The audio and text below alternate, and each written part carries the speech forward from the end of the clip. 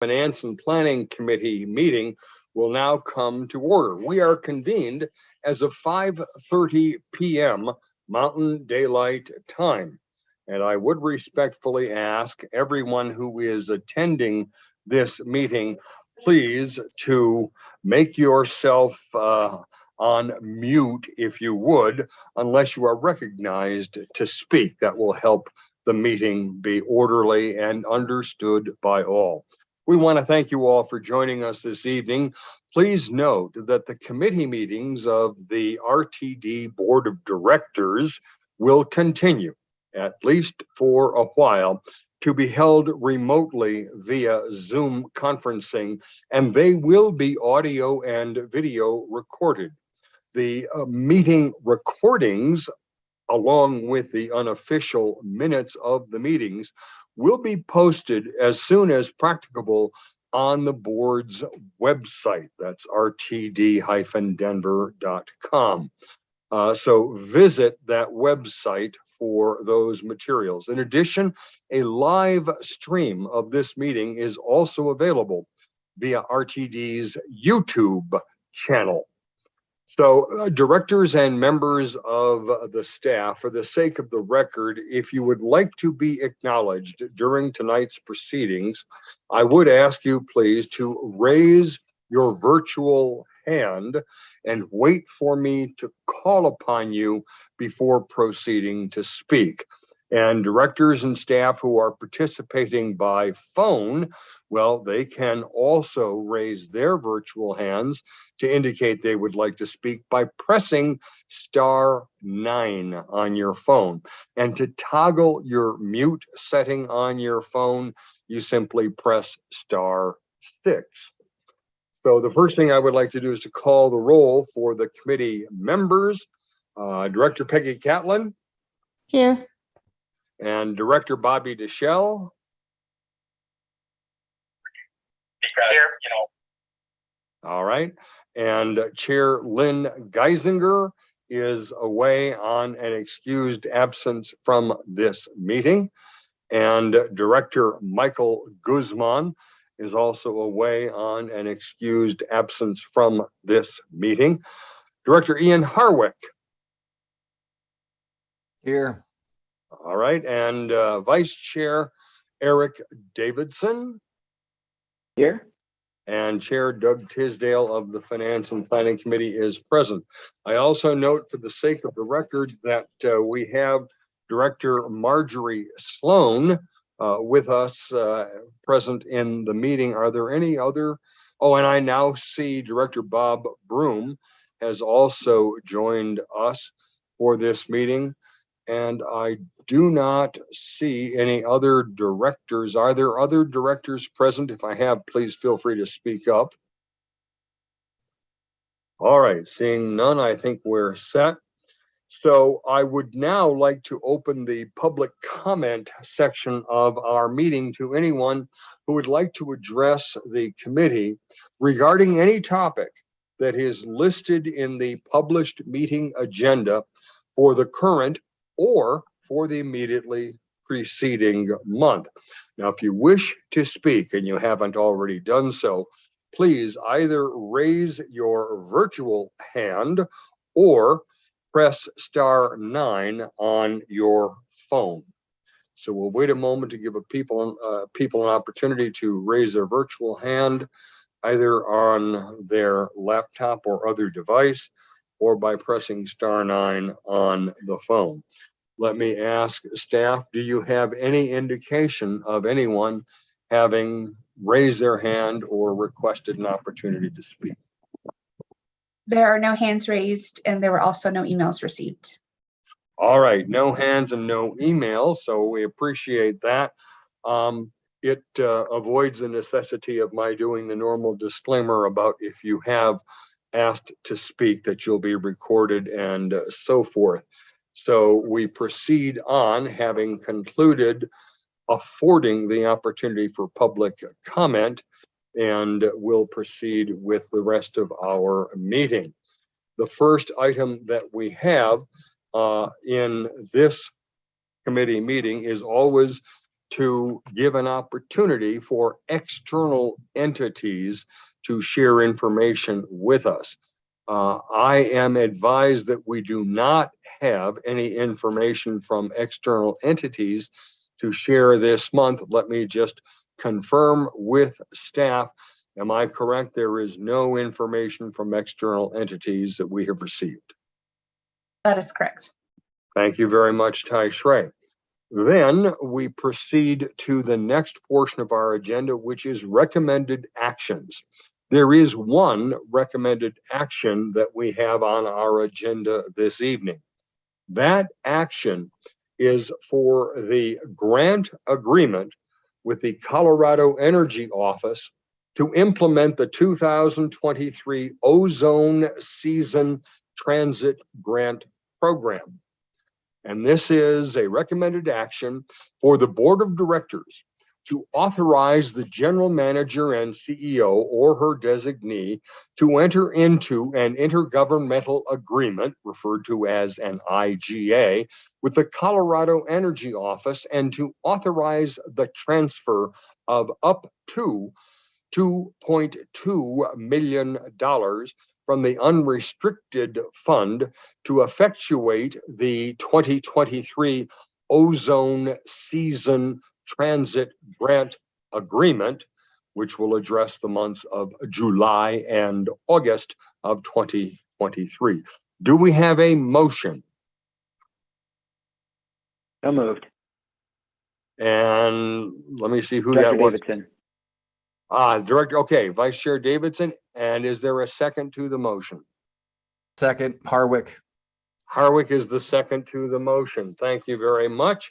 So I have Davidson and Hardwick as movement and second respectively.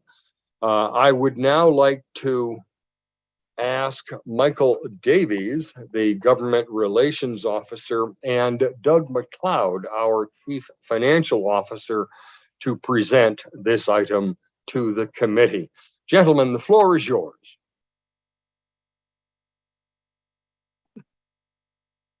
Thank you, Mr. Chair. And I would like to turn it over to Michael Davies, and I'll support him on any questions that might be asked. Thank you. Yes, and hello, Chair, members of the committee. I'm Michael Davies, Government Relations Officer.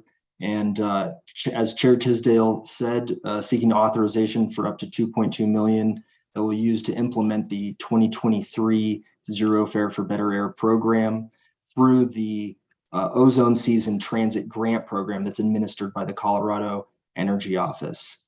The Ozone Season Transit Grant Program was created by Senate Bill 22-180. Senate Bill 22-180 authorized funding for up to 2 years. This year would be the second year of that funding.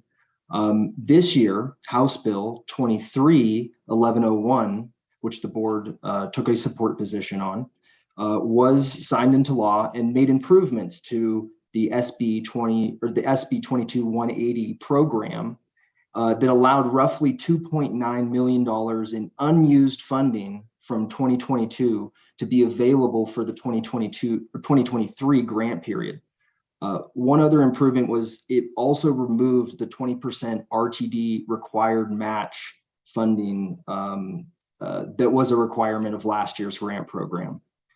Those two improvements allowed RTD to apply this year for this grant funding through the Colorado Energy Office and roughly use the same amount of funding. $2.2 million was the same amount that the board authorized during the 2022 program. And so use roughly about the same amount of funding and offer 2 months of Zero Fare for Better Air anticipated to be implemented in July and August of 2023. RTD is working closely with the Energy Office currently to receive information and receive approval for our grant application. And with approval of this funding, it would allow our general manager to enter into a grant agreement with the Energy Office and ultimately implement the 2023 Zero Fare for Better Air program. So with that, I will end my comments and happy to take any questions. Thank you. Thank you very much, Mr. Davies. Mr. McLeod, do you have anything that you want to add to that before I open up to the committee members for further questions and discussion. I do not have anything to add. Thank you, Mr. Chair. All right, thank you. So as I understand it, just to summarize for the sake of the record and for everyone listening to this, it is a recommended action that would spend just a little bit more than we spent last year or up to that amount, but we would be doing it for twice as long as we did it last year. Specifically, we are targeting the months of July and August for this for roughly, more or less, the same dollars. Is that a correct summary, Mr. Davies, Mr. McLeod? This is Doug McLeod. Yes, that is correct, Chair. And what I would add to that as well is last year, for 2022, the Zero Fare for Better Air reimbursed RTD 80% of the $9 million that RTD had budgeted in the month of August for fares. So RTD received $7.2 million. Very similar this year, will be reimbursed for lost fare revenue of approximately $15 million. However, that will be on a 100% basis. So the $2.2 million is the ceiling, and essentially is why we're asking for this appropriation, is because it is an appropriation for expenditures for the items listed within the board report, including advertising, some of the system changes that need to be done with our vendors to turn off the fare acceptance validators, et cetera. We don't necessarily know what the net impact will be, but essentially, and I say that because we don't know what the ridership will be that would have generated this lost fare revenue. So the assumption is that it will replace any of the budgeted fare revenue. Currently, we're under budget on our fare revenue through March. So I think RTD financially will come out at closer to a break even when this is all done. All right, thank you. That's an excellent expansion on the information, and I appreciate that, and I know the committee members do too. All right, are there any questions from any committee members relative to this proposed recommended action? I don't see any hands up, and I see a thumbs up from the vice chair. Are there any questions from any non-committee members, any directors who have a question relative to this item that they would like to bring forward at this time? And I see no indication from Director Sloan or Director Broom, so I take it we have no objection to that. Let me ask then, based upon that, we will conclude the discussion. Are there any no votes on this item? He paused and waited to make sure everybody had a chance, and then concluded that we have unanimity in support of the recommended action with 5 aye votes, no negative votes, and no abstentions. And I do want to point out that Director Guzman, who was not able to be here for the meeting pursuant to an excused absence, did have some comments, which I would like to just read a couple into the record right now. He said one reason he was in support is that customers will receive the immediate value of their tax monies in a very real and usable way, which I thought was a nice statement. And reducing ozone, building ridership, creating a welcoming, safe, and reliable transit environment has been the theme since I joined the board. Time to put our money where our mouth is. So I share those observations by Director Guzman, just so that you are all aware of that. Okay, then we turn to our next portion of the agenda, and we have 2 discussion items on our agenda this evening. The first item is the Zero Fare for Youth pilot program proposal. And at this time, I would like to ask Bill Soroy, our Senior Manager of Transit-Oriented Communities, and Carl Green Jr., our Director of Civil Rights, and Chris Quinn, our Planning Project Matter, to manager to present this particular item. So, gentlemen, Mr. Soroy, the floor is yours. Thank you, Chair Tisdale. And what we wanted to talk to you about tonight, many of you know, as we have talked about before, we are proposing a Zero Fare for Youth pilot program, and that has gotten a lot of support from a lot of different avenues. And the one thing that we want to pursue is some early actions on that, looking at actually doing some outreach so that we may be prepared potentially to implement that in an accelerated fashion with the coming school year, the 2023-2024 school year. We think that would align well if we were able to do that. So in preparation for that, we've got several items that we are planning to pursue in advance of any board action. And those are listed in the board report, but I'll go over some of them. So the first is reaching out to FDA to get permission or kind of acknowledgement to enter into a pilot program. And we're looking to do the pilot program for 12 months. So we would need to get FDA kind of approval of that, along with our approach to Title VI and how we plan to do data collection associated with how we measure impacts to potential Title VI populations as part of this program. Also, we do need to start some outreach with the school districts. We have been talking with some of them, particularly with Denver Public Schools, but we need to reach out to all of them. And so we want to start that process to kind of get them kind of understanding of the program and their expectations, and also hear feedback from them as well. And then also internally, which we're actually starting this week, is trying to get folks together to talk about implementation and some of the issues in terms of enforcement and some other things that we need to do and we need to resolve as we go forward with any kind of pilot program, hopefully sooner rather than later.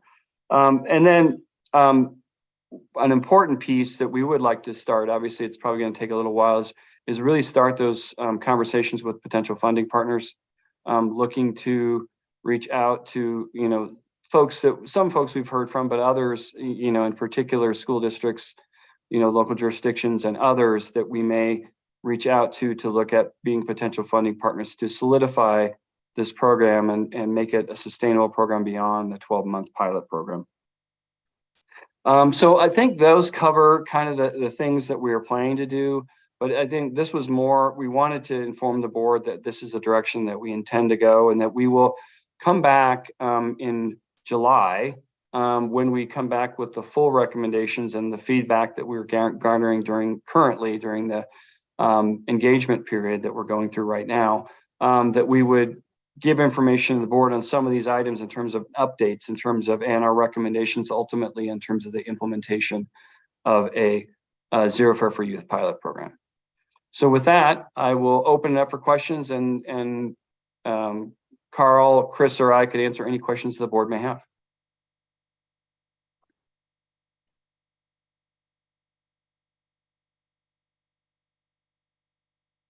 Chair, you're on mute. But I was so conscientious in making sure I didn't make noise while you were presenting that I forgot how to get it off. I thank you very much. That was a very nice summary of this whole thing. I will emphasize to the committee members and the other directors present, it is just a discussion item tonight. We're not scheduling this for taking action now, but that said, you heard Mr. Sroy address the fact that we expect this to come forward in July so that we can then take a final and formal action at that time. And as is mentioned in your report, the idea is to have this so that it can be implemented as of the school year, which of course will be in this case for September, because we anticipate, assuming the board adopts the free fare for better air that we just passed on, July and August will be free anyway.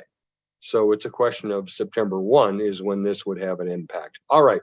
So those introductory remarks aside, let me go to Director Deschel. You are recognized, sir.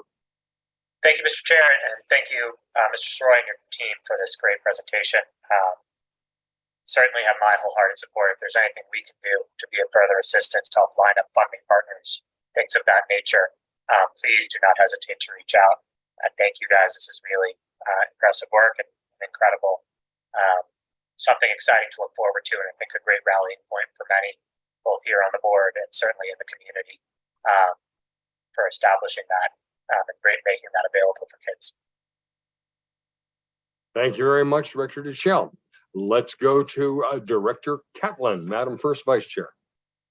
Thank you. And I'm excited about this too for a number of reasons. One, introducing new customers that might make them lifetime patrons or lifetime riders. But I don't know if I'm going to be very articulate with this question.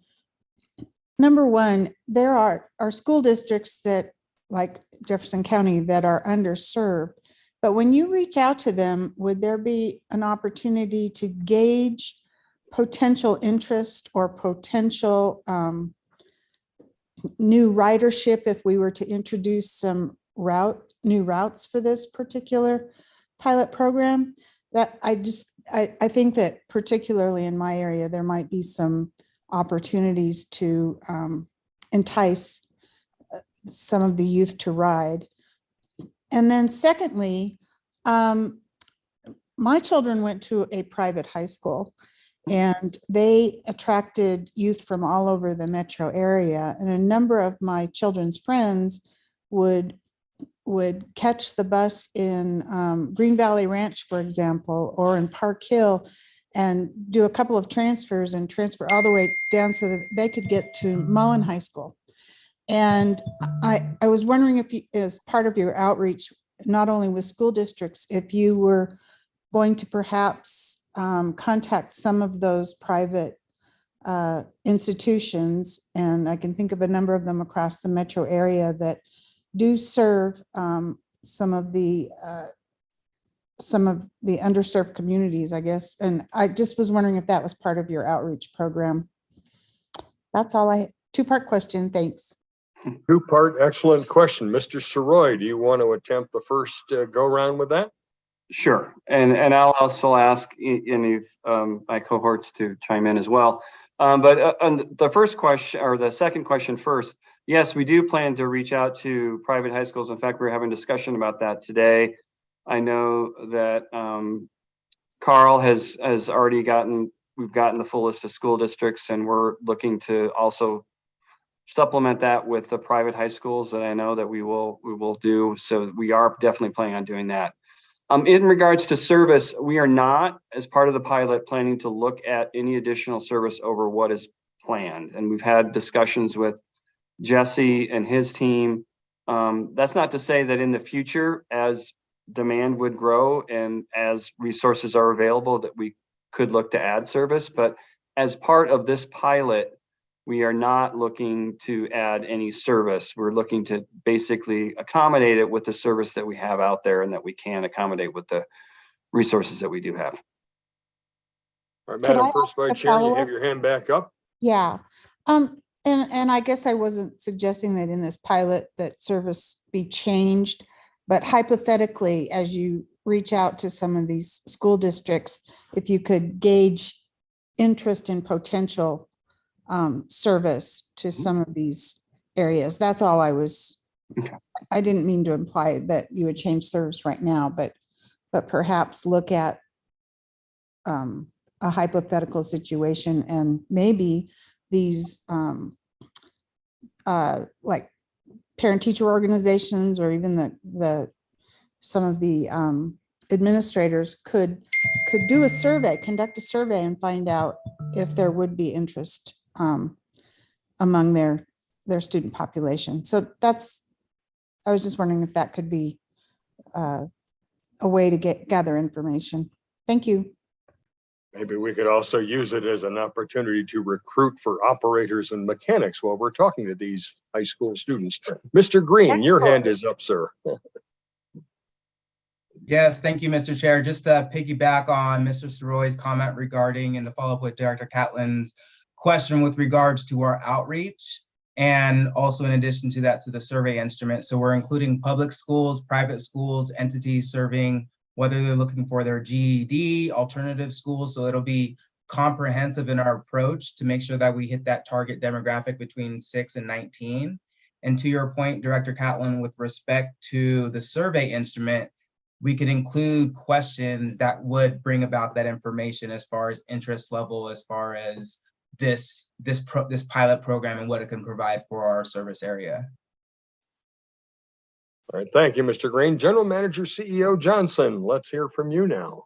Yes, thank you very kindly, Mr. Chair. Good evening to all. I just wanted to share for everyone's edification as it relates to RTD being a recipient of federal dollars. When questions are posed about specific routes garnered for schools, we have to be careful in that we can't provide specific routes to schools, but we can provide routes in which people are trying to get to relative to activity centers. So I just wanted to qualify that for everybody assembled, recognizing that we do provide mobility options, but in doing so, we aren't allowed under federal regulations to have a specific school bus route. And I just wanted to share that as we move forward. And then more so about resources. Of course, when we look at various routes to add back, we'll be doing that through an equity lens, adhering to Title VI.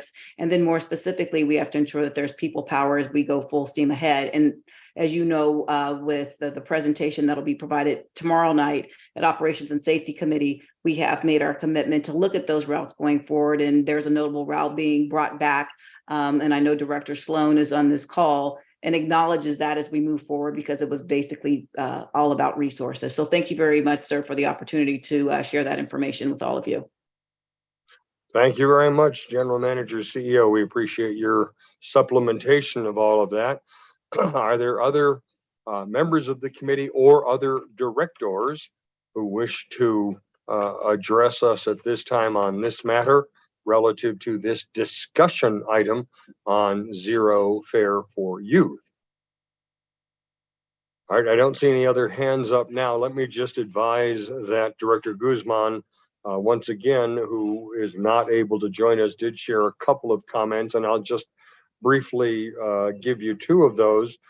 He indicates that he has reached out to the DPS school board specifically to request their feedback on that issue. And obviously he is anxious to get their engagement, but of course would not take any action unilaterally, but rather just bring that to us. He does also in very heartfelt plea urge all of us to in our exercise of our responsibility as duly electeds with a fiduciary obligation of the district, that we reach out to school districts, city councils, county commissioners, business chambers, and other members of the community to strive to raise awareness for the funds that we will need for the continued operation of this program. So I think he expresses eloquently what we all have talked about. If we're going to do this, and we'll make a final decision as a recommended action in July concerning this matter, it's important that we all get behind it and engage in going forward, should we make that decision, not prejudging that, of course. Any other comments based upon what the chair has now shared with you relative to our first discussion item on zero fare for youth pilot program? All right, then let's turn to our second discussion item this evening. And we're all looking forward to this because it's the board retreat summary. And we're going to, at this time, recognize our committee vice chair, Davidson, and Doug McLeod as our chief financial officer to introduce this item and to share with us the write-up that they had that's part of your committee packet that you received. I will say from my own point of view, they've done an excellent job of summarizing a number of issues that we raised at the retreat. This is an opportunity for this committee to take a few minutes to weigh in on this, to make sure that we are exploring as diligently as we can alternative revenue streams and opportunities. Let me turn it over to Vice Chair Davidson to lead this discussion. Thank you, Mr. Chair. I appreciate it. I'll go ahead and lead off with just a summary of what is in the packet and what was discussed at the retreat. And then our Chief Financial Officer, Doug McLeod, I'll open up the floor to you to fill in some gaps and give your perspective on what it is that we need.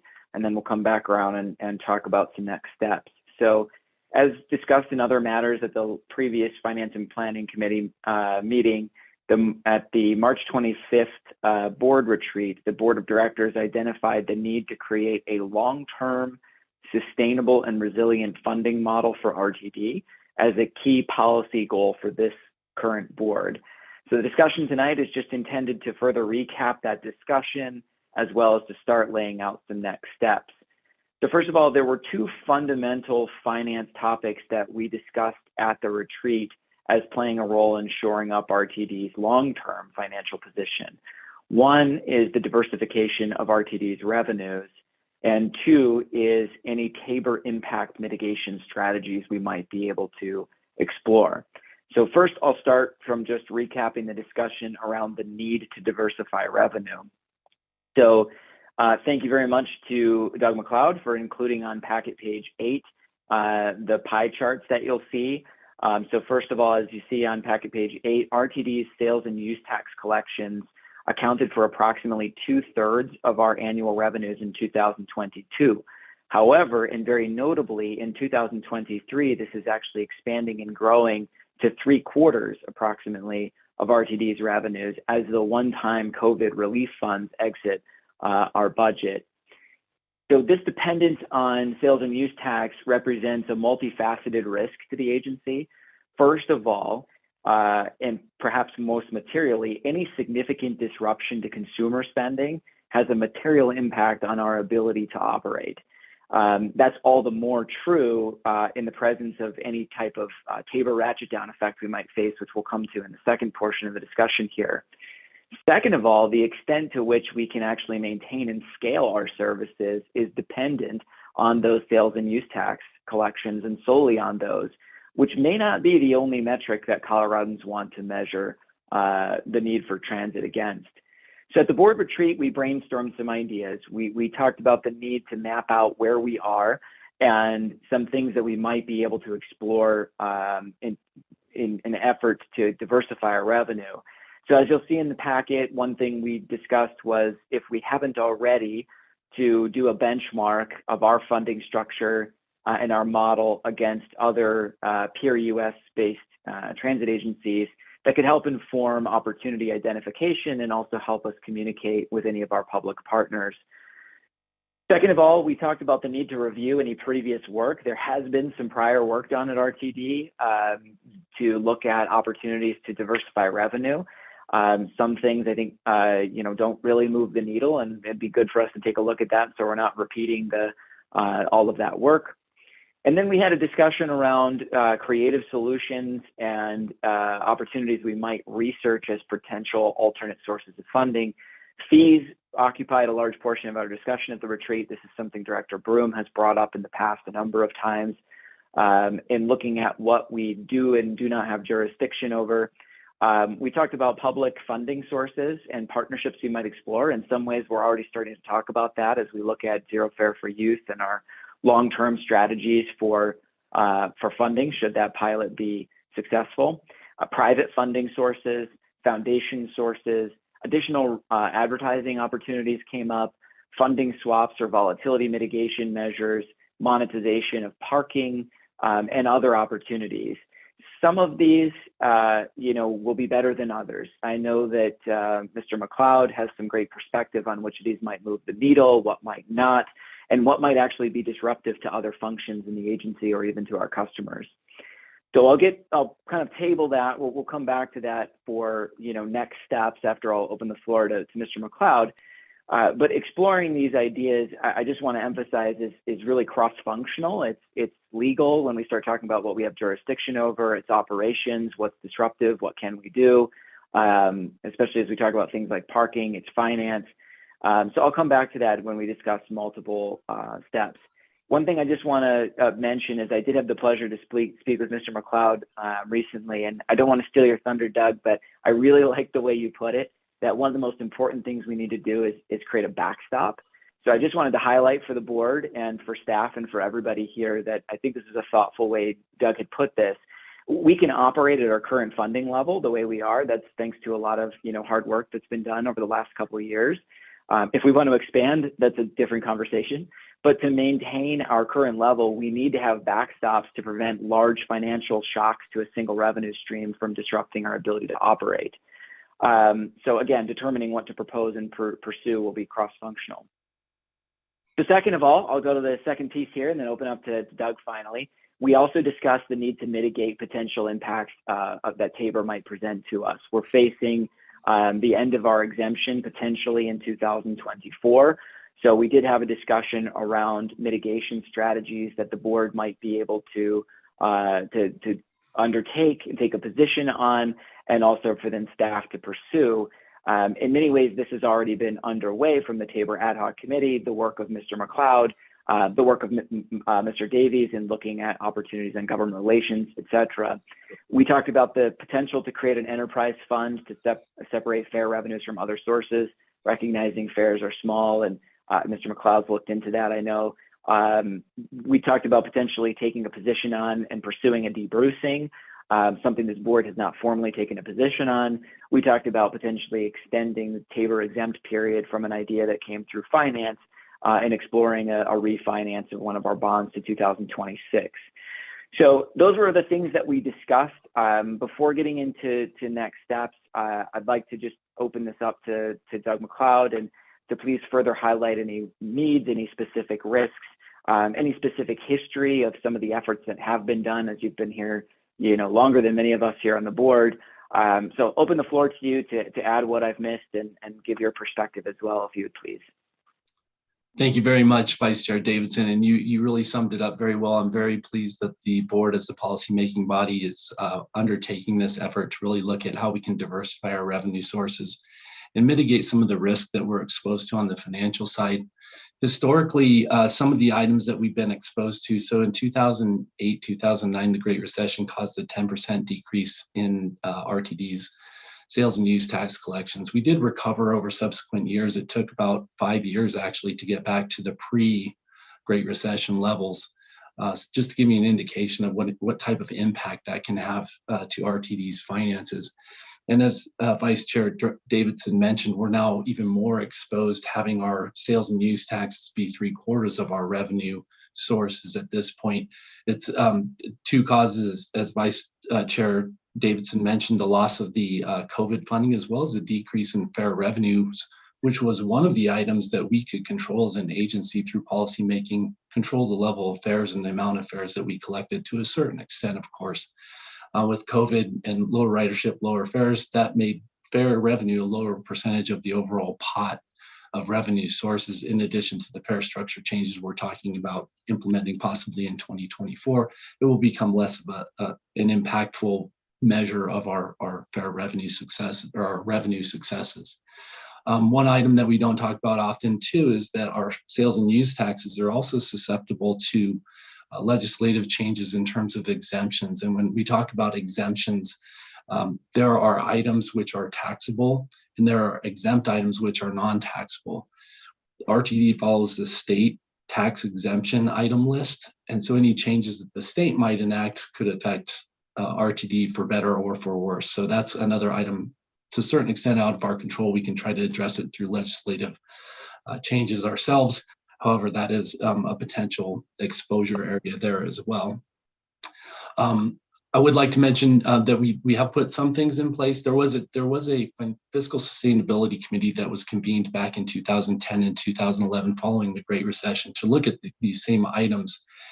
And to summarize what came out of those recommendations essentially was, because of the limits that Vice Chair Davidson described in terms of our enabling legislation for RTD and what we can tax and our options to identify new revenue streams, they're somewhat limited. So I'm glad we're undertaking this with a little bit of a different approach at this point, kind of looking at diversification rather than just adding new revenue streams. Some of the revenue streams that were identified were relatively immaterial from that effort. So this will be a good strategy going forward, hopefully, that we can come up with some recommendations. A couple of other things that came out of that is we did establish a more robust reserve policy to help get us through these swings. And I would add, generally speaking, when we do have a shock to our revenue, the most impactful response that we can have to that generally is cutting our expenses to match with our revenues. And where the largest cuts can come sizable wise to make those adjustments generally are to our operations and the service that we provide. So given our strategic priorities of customer excellence and community values, we would like to reduce the risk of having to make those types of decisions due to economic conditions. The reserves that we have, 3 months of operating reserves, and we've actually exceeded that recently. The policy is to keep at least 3 months of operating reserves, is intended to ride out those shocks, which would hopefully be temporary. So we do have some things in place, but I believe in addition to looking at diversification and possibly new revenue sources, we can also take a multi-pronged approach and really attack this from the perspective of our balance sheet and where we have other commitments in terms of our debt levels. So our revenues first go to pay our debt, and then everything that's left over is used to pay for operating expenses, capital expenditures, and the like. So to the extent we can look at those types of approaches to mitigate the exposure on the liability side of our balance sheet, and we've taken some steps to do that through the CBA negotiations. We were able to reduce the financial exposure on the pensions for our represented employees. We also, through a couple of most recent refinancings, we have the ability occasionally to reduce our debt exposure from an interest rate perspective. But one of those refinancings, the 2012 Fast Tracks bonds refinancing, we actually used some of our excess funding to pay off some of the principals. It was similar to paying down your mortgage a little bit early, reducing the future interest expense, also reducing the future debt payments that we as an agency are committed to. So there's other strategies I believe we can employ to take a look when we're having good times financially, and look at that strategy and our policies regarding how we would address and in what priority we can address those types of items to lessen our exposure on the risk side. And I think Vice Chair Davidson, you already you covered some of the items that we're already thinking about, but we're definitely looking for ideas. We're working with our financial advisor, bond counsel. Any ideas welcome, and we hope to come up with something that works well, that's innovative and solidifies to a greater extent our long-term fiscal sustainability. So I'll turn the floor back over to you, Mr. Vice Chair. Thank you. Yeah, thanks, Mr. McLeod. I appreciate it. Well said. And before opening up for questions, I'll summarize the last part of what's in the packet, which is then those next steps, which I think is a good segue here. So this time, starting from the Tabor impact mitigation strategies, I think it's clear that the next steps are for the Tabor ad hoc committee to meet and discuss some of these. I think what I would propose is that committee bring forward some specific ideas in that area of the Tabor impact mitigation strategies to this committee, to the Finance and Planning Committee, who then in turn can make recommendations to the board at large. So just by way of example, not speaking on behalf of what we may or may not do, perhaps one of the recommendation we might receive from the Tabor ad hoc committee would be a formal position on debrucing, or along the lines of the refinance that Mr. McLeod was alluding to. And then by way, we could bring that through this committee, make the recommendation, a recommended action come out of Finance and Planning, and then bring that forward to the Board of Directors. So I think that would be the proposed next step for what we do on Tabor impact. As for revenue diversification, as Mr. McLeod, you characterized it well, that this is pretty multifaceted. And so I think it makes sense. What one outcome of this could be, aside from tasks I know that staff would undertake, would be that there might be several policies that the board needs to put in place, like our, I think I'm getting an echo there. Oh, like our board had put in place with the reserve change, for example, out of the financial stability. So it could be something like, in the good times, we're taking advantage of opportunities to pay down debt, whatever that might look like. Either way, I think we'll need recommendations on policies and recommendations on a path forward.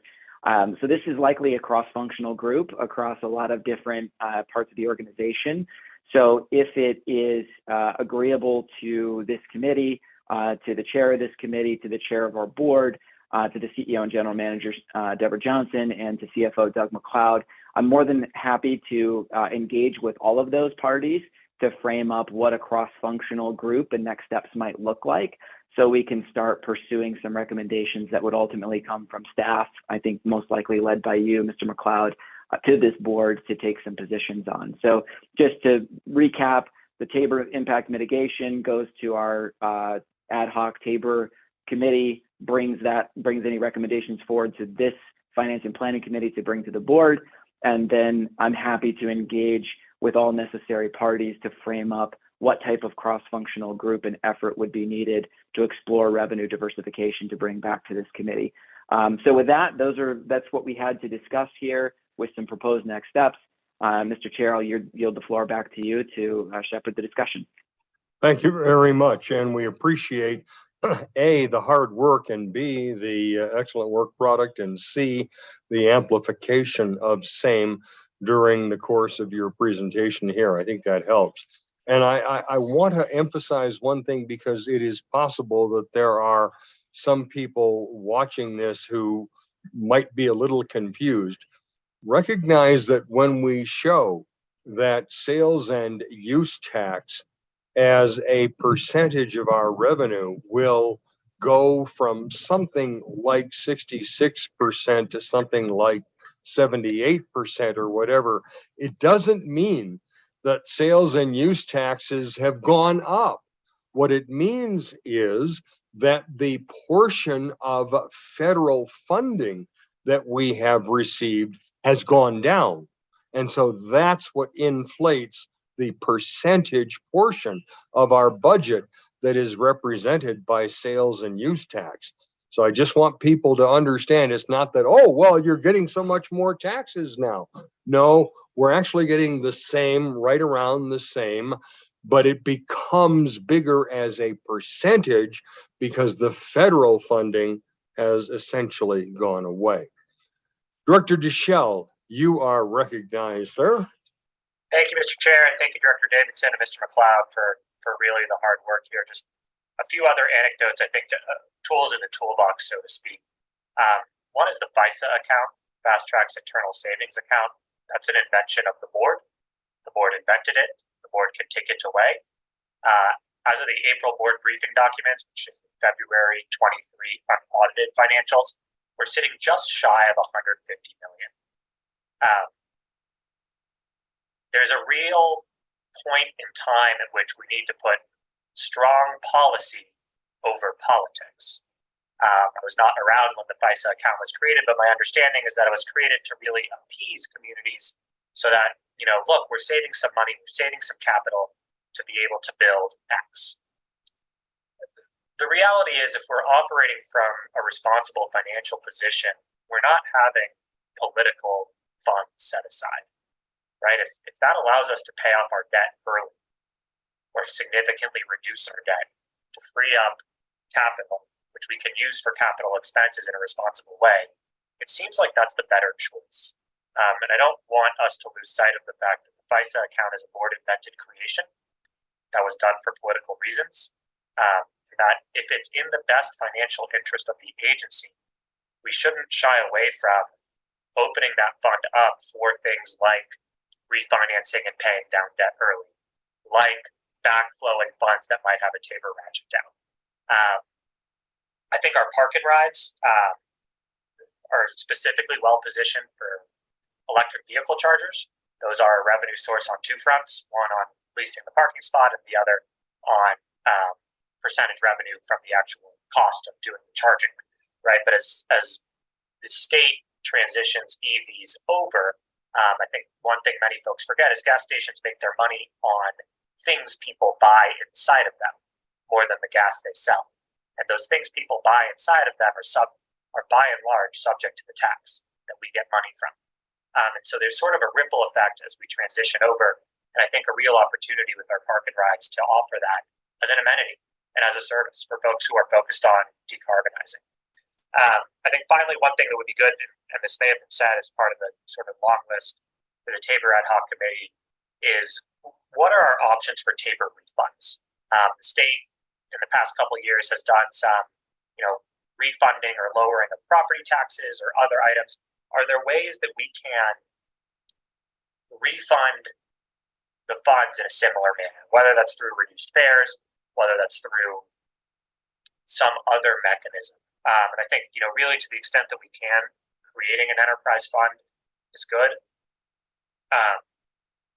Gives us more flexibility. It exempts those funds from Tabor. I've said it before, but I'll remind folks that Colorado Parks and Wildlife is an enterprise fund. They're not subject to Tabor. They largely fund themselves all on their own. Not that I don't think we will get there, but I think looking at how to be strategic on creating divisions or within an agency that can be sort of economically autonomous is beneficial. And then I think the last thing I'll say is, as we're looking at this, it's important we take soft costs into account. Staff time, percentages of FTE, while they may not show up on the balance sheet in the same way, there's costs to starting programs. And then the final thing I'll throw out there is a innovation challenge of sorts. There's 15 of us. There's probably several hundred employees who maybe tens of employees who will touch this. There's 3 million plus people in our region. And what does it look like to set up some sort of challenge, innovation challenge for folks at a relatively low cost with a prize of some sort that incentivizes this, but that may end up garnering better ideas than those of us sitting around the table can come up with. So some food for thought on revenue diversification and Tabor and cutting expenses without cutting staff. Because that is, I think, our biggest expense and not something I'm really interested in touching. Unless it's the increased way. Thank you very much, Director Deschel. A lot to chew on there. And I think that's exactly what we're hoping for from everyone, is some further engagement in this process, because we know that this is something that we agreed upon at the retreat is an important topic for us to carry forward. We know that Committee Vice Chair Davidson has worked hard with CFO McLeod to bring together sort of an initial talk piece, but we need all of you to engage and participate in this discussion going forward. And we know that we already have the Tabor Ad Hoc Committee in place that is looking at coming up with some suggestions for next steps relative to Tabor. That's going to require this board to take a serious look at this process and see where we want to go. Other comments relative to this second discussion item relative to the board retreat notes on financial alternatives. Director Deschel, you want to supplement? Thank you. Yes, one other item which came to mind as I put my hand down, we were discussing, is technical assistance. My understanding is RTD does provide a good bit of technical assistance for folks, specifically, folks who are out in the community, and legally, is there a way to sort of provide that technical assistance for master plan communities, for our TOD team, to look at creating a little bit of monetization, where RTD is providing this sort of free, as I understand it, on some technical assistance aspects. Is there a way to monetize that? And to really make sure that RTD is viewed as a service and as a consultancy for folks who are And as someone who in their private life represents developers, it's not uncommon to get all the way through permitting and then say, oh yeah, and we'd like a bus stop too. I'm sure is all too familiar for some folks on our team. Is there a way to be proactive and offer some sort of technical assistance for revenue type of program? I like that. Thank you. That's good thinking. And that's what we're talking about through this whole process, is thinking outside the box, looking at things that we may not have done before, and to see whether they might be good ideas. In the first instance, every idea is just an idea, and we just want them. Then we will go through the sifting process of determining what are practical ideas, what are good ideas, what are questionable ideas, and so forth. Other comments at this time from any committee member or any director relative to this second discussion item on the board retreat report?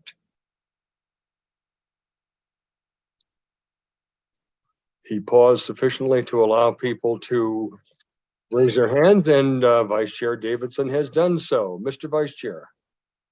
Yeah, thank you, Mr. Chair. I wanted to see if anyone else had any comments, but not hearing any further comments. What I would say is, unless there's any strong objection to this, I'm more than happy to engage with, as I said, the chair of this committee, Chair Doug Tisdale, our CFO, Doug McLeod, the chair of the board, Chair Geisinger, and CEO and General Manager Johnson, to chart some next steps to put together, how we can actually make this a formal effort and where it fits in terms of priorities and time. So if that's okay with everybody, I'm happy to do so. And what I would say right along the lines of what you said, Mr. Chair, which is all ideas are welcome. And if anybody has anything, Director Deschel, I took some notes there. Please feel free to send them my way. Please feel free to, bring those to me. I'll make sure to collect them as we have some of those discussions. And I look forward to bringing up a more material idea of how we might proceed, having gotten the input of our CFO, our general manager, and the two chairs I mentioned. So thank you very much. Thank you, Mr. Vice Chair. And I hear no objection or hesitation or pause relative to the outline that you have provided to us. So I think the sense of the committee as the chair reads it is that we will continue forward in that manner. And hopefully we'll keep this moving forward so that we actually can come up with some results within the next 6 to 9 months as we look at this and start coming up with proposals. Any further discussion on that just before we let this topic go? Hearing none, then at this point in time, I will ask, are there any other matters that any director wishes to bring up to the Finance and Planning Committee at this time that has not been on the agenda? Any other matters? Please feel free to raise your hand or look to be recognized. I see no indication of anyone with any other matters at this time. So I will note for the sake of the record that the next Finance and Planning Committee meeting is scheduled for Tuesday, June the 6th. Now, please note, this is a slight deviation from our standard meeting cadence that we have, and that's done so that the directors and staff can attend the APTA Rail Conference in Pittsburgh, which is being held the week of June 11th. So look for our regular meeting on Tuesday, June 6th, in order to make attendance at the APTA Rail Conference possible. And seeing no other discussion, then for the sake of the record, let me note that this meeting is adjourned as of 6:29 p.m. Mountain Daylight Time on this Tuesday, May the 9th, 2023. Thank you all very much for your attendance, and thank you all directors for your participation, and staff, thank you for your great work. We'll see you. Thank you. Thanks. Bye.